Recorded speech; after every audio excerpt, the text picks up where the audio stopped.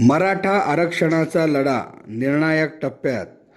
जसजसे मनोज जरांगे पाटील यांचा ताफा मुंबईच्या दिशेने आगेकूच करत आहे, तसतसे या ताफ्यात आंदोलकांची संख्या आणि वाहनांची संख्याही वाढत आहे. सोशल मीडियापासून सर्वच प्रसार माध्यमात याच आंदोलनाची चर्चा होताना दिसत आहे. ठिकठिकाणी जंगी स्वागत होत आहेत. त्याचप्रमाणे दुसरीकडे वारंवार मनोज जरांगे पाटील यांच्यावर जहरी टीका करणारेही काहीसे शांत होताना दिसत आहेत आणि त्यांनी सबुरीचा सल्ला स्वीकारलेला दिसत आहे. यामागे या आंदोलनाची वाढलेली ताकद असल्याचे मानले जात आहे.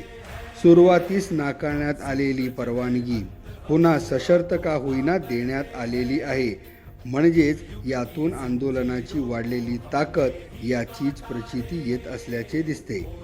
असंख्येच्या संख्येने या आंदोलनात मराठा समाजाने सक्रिय सहभाग नोंदविल्याने आणि मनोजदादांचे ठाम निर्णय पाहता शासनालाही या आंदोलनाला महत्त्व देणे क्रमप्राप्त बनत चाललेले आहे.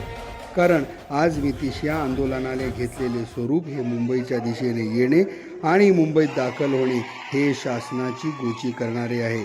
त्यामुळे शासन स्तरावरूनही गतीने चक्रे फिरवली जात आहेत. यामुळे आता या आंदोलनास निर्णायक स्वरूप प्राप्त होण्याची शक्यता आहे.